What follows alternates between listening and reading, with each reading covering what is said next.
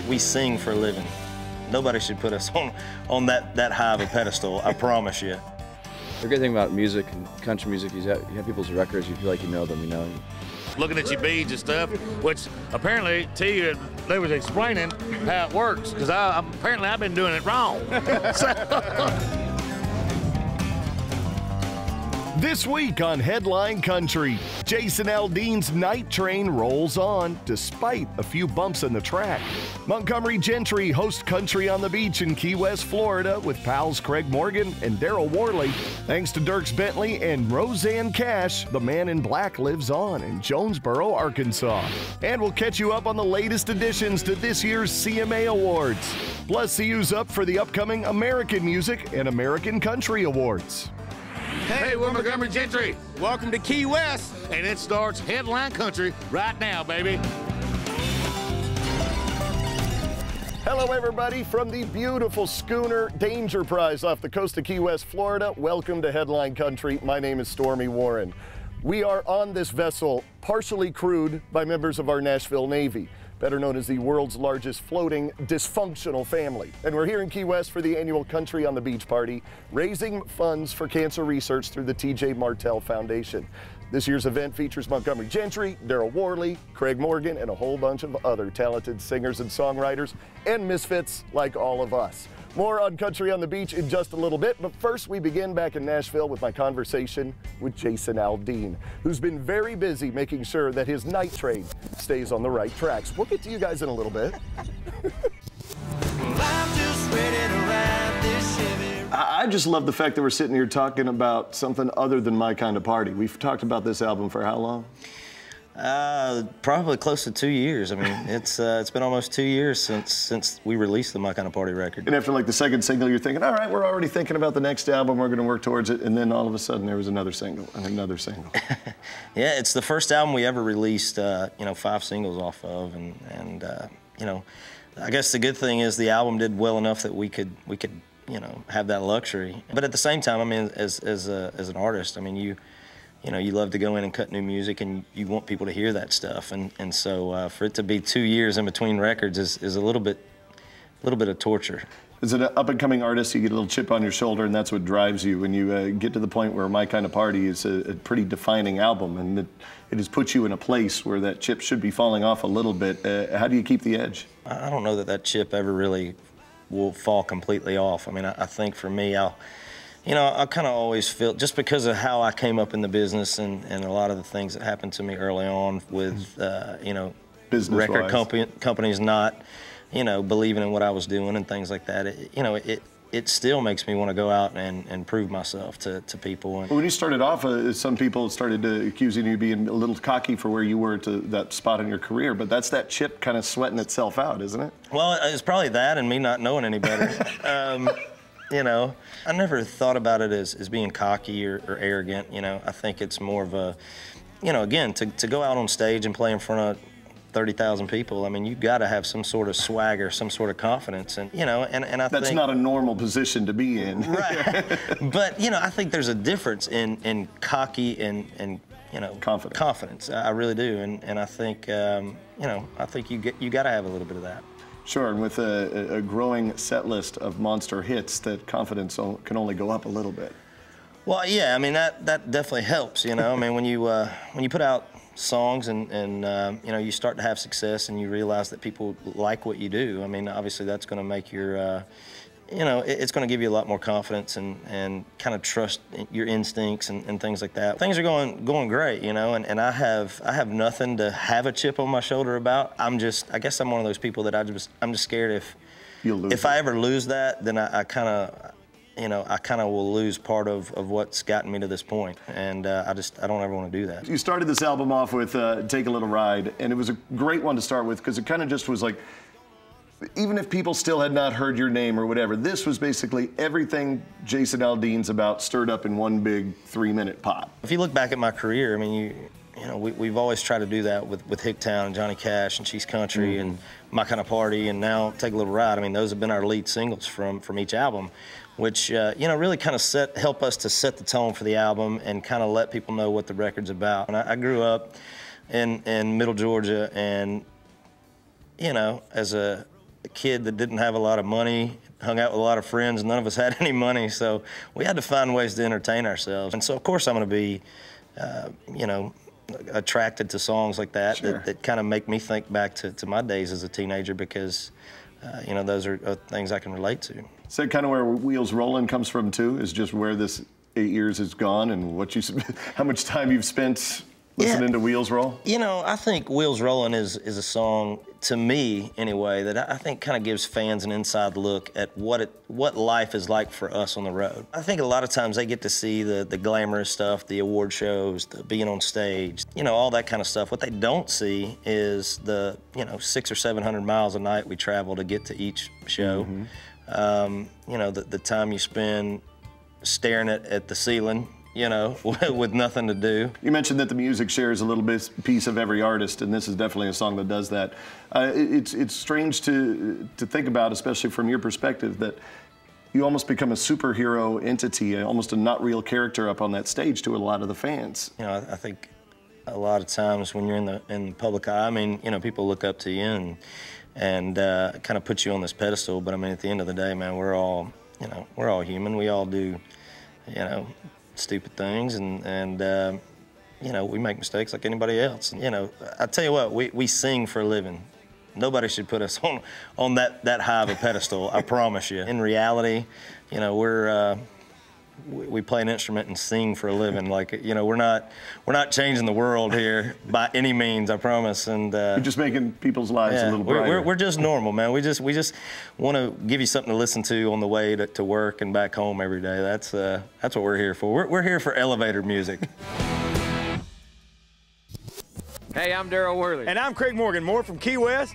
And more about us. Yeah. When we return on Headline Country. Coming up, Country on the Beach puts the fun in fundraising.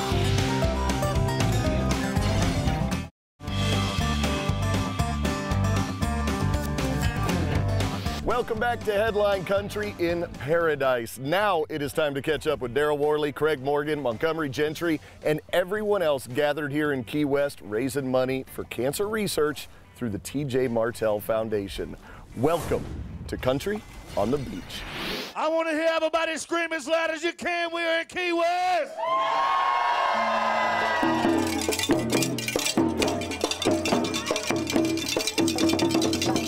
This is not a bad way to raise money, is it? No, it's not. This is awesome. Every year I look forward to this. It's my favorite trip every year. It's about the cause, and that's why Eddie and I keep returning year after year. By the end of this weekend, we know we've done something really good to raise a bunch of money for the T.J. Martell Foundation. Are we okay with that? T.J. Martell does a great job, and the amount of money they raise is amazing. Everyone's spending money and donating a lot of money. $600 going once. The auction last night, I mean, that was just huge. Going once, going twice. So, how would you explain this dysfunctional group of people? You know, that's a good question. I don't know how you explain it. It's almost you'd have to experience. Only God knows where I'd be if you ever stop loving me. We're all dysfunctional. We all have problems, really big problems. But out here we don't. No, we forgot them, all of them. How do you get in those jeans, baby? Tell me, how do I? They make me feel like family. They welcome me into the fold again and again every year. You'd almost have to experience and be a part of it to kind of understand how so many people from so many different areas and walks of life can come together and be one unit for this one cause and have so much fun. This is my first time. Yeah. And some of these people talking about they've been here minimum, I think I've heard it's like 8 years. What I love about Sunday. Cancer touches everybody. How has it touched you? As you know, my mother passed away from pancreatic cancer 2 years ago in July. So I don't think anyone's unaffected. Almost every person here has got a personal story that's very, very close to them about cancer or someone in their family who's been through the battle, and a lot of them didn't survive the battle. And so they come and, man, they really give it all. That's why these things are successful. It's not us, it's the fans.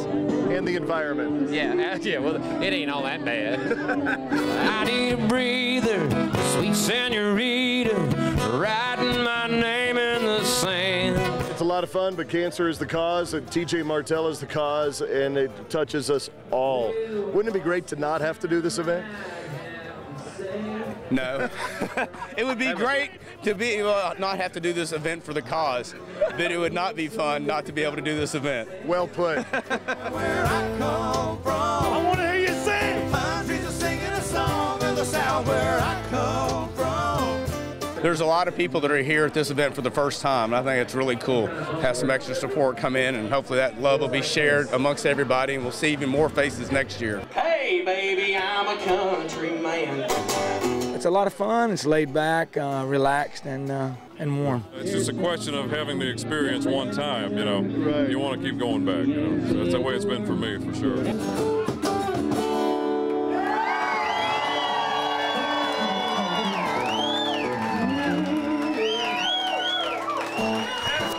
If you want to join our floating dysfunctional family, visit travelinginc.com. And for more information on the TJ Martell Foundation, visit tjmartellfoundation.org. We'll be right back. Still to come, award season part 2 is upon us. We'll catch you up on the latest from the CMAs, AMAs, and ACAs.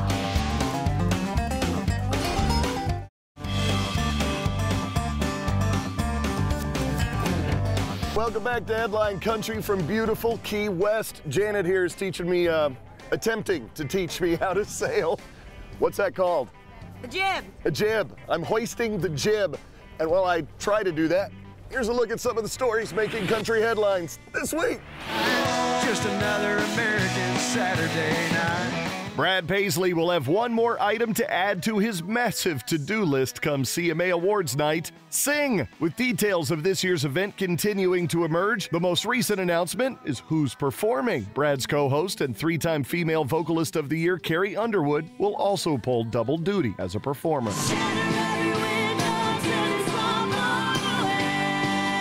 Joining her on stage for country music's biggest night, 4-time Entertainer of the Year winner Kenny Chesney, and top nominee Eric Church. All you gotta do is put a drink in my hand. Come on now! Other artists scheduled to entertain the crowd and television viewers include the band Perry, Jason Aldean, Dierks Bentley, Luke Bryan, Kelly Clarkson, Zac Brown Band, Miranda Lambert, and Little Big Town. Catch all the CMA Awards action live November 1st on ABC.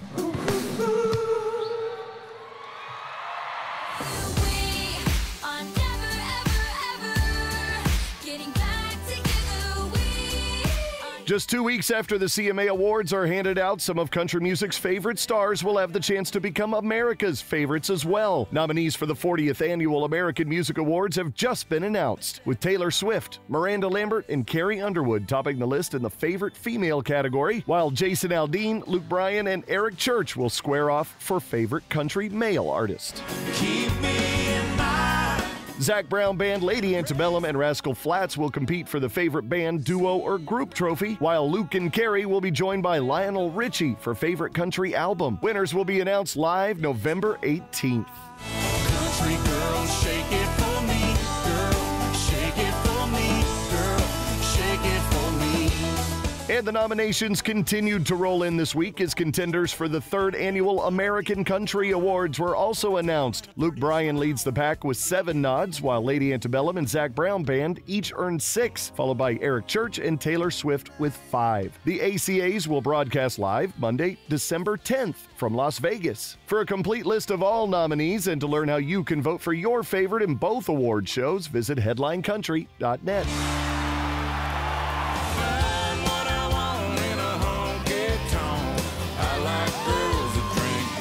Well, Toby Keith still has a few weeks until his 16th studio album, Hope on the Rocks, hits stores, but fans can reserve their copy now through a special iTunes pre-order promotion. Featuring the hit single, I Like Girls That Drink Beer, the deluxe 14-track edition includes party remix versions of Red Solo Cup and Beers Ago. Hope on the Rocks will release nationwide Tuesday, October 30th.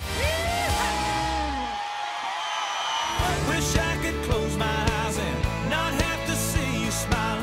Well, here's a song I just can't seem to get out of my head. Craig Campbell hit the historic town of Franklin, Tennessee to film the music video and first single, Out of My Head, from his sophomore album, slated to release early next year. When I heard this for the first time, I said, wow, I've been there. I know what he's going through, and it's a song that I feel like everybody can say, you know what, I've been there too. Request Outta My Head at radio now and tune in for our exclusive half-hour-long behind the video special with Craig coming soon right here on GAC. Out of my head.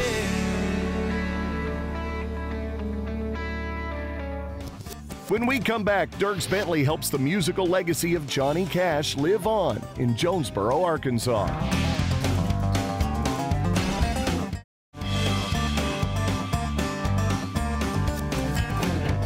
Welcome back aboard the Schooner Danger Prize off the coast of Key West, Florida. Finally today on Headline Country, we head to Jonesboro, Arkansas for the annual Johnny Cash Music Festival featuring Dierks Bentley, Roseanne Cash, the Civil Wars, and many more gathered to honor the late man in black.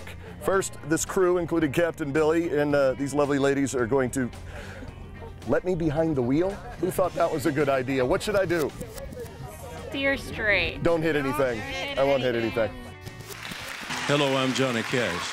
When the gunsmoke settles, we'll sing a victory tune and we'll all be back at the local saloon. With performances by longtime friend Willie Nelson, Cash's daughter Roseanne Cash, the Civil Wars, and Dierks Bentley, the second annual Johnny Cash Music Festival in Jonesboro, Arkansas was once again a huge success. I don't think there's anyone in country or any genre of music doesn't have total reverence for Johnny Cash, and it's a no-brainer. It's gonna be really fun. The old crossroads now is waiting.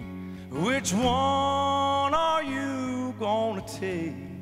The festival, which raised over $200,000, benefited multiple causes, including a scholarship in Johnny's name, as well as the restoration of his boyhood home in Dyess, Arkansas, which will serve as a museum to honor the legacy of the man in black.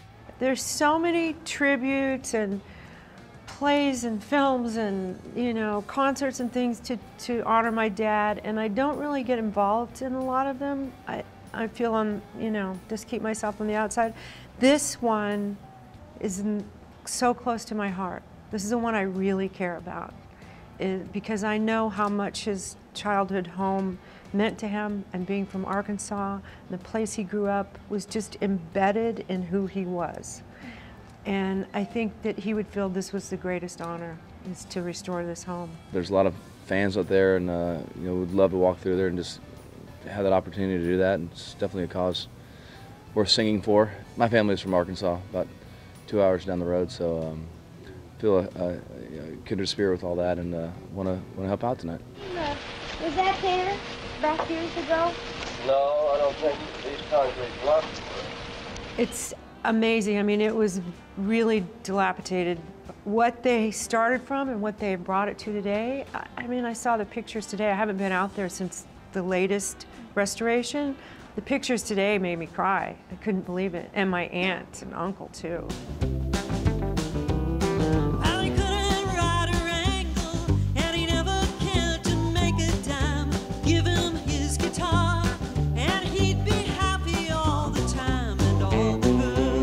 The group of artists who came together to honor Cash each had stories to tell, whether or not they had known Johnny himself or had known him through the music he left behind. I remember Johnny saying to me, looking me right in the eye and saying, one day you're going to hear me singing on the radio.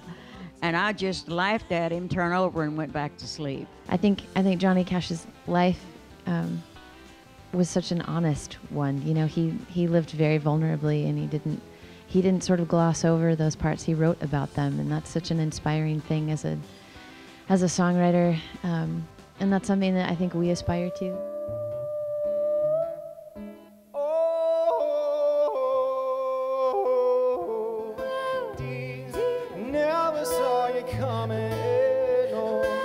I never did meet Johnny Cash, but he's one of those guys that, the great thing about music and country music is you have people's records, you feel like you know them, through someone's music. They leave behind this body of work, and you feel like you get to know them pretty well. I'm gonna sit right here until I die. Plans are already underway for next year's event, which will mark the 10th anniversary of Johnny's death. Well, there will never be another like the late Johnny Cash. Well, that's it for this week's Headline Country from beautiful Key West, Florida. We have had a blast at the annual Country on the Beach party with these guys. Until next week, happy sales. Happy sales to you. We meet again. Oh, can't you see what your loving does to me?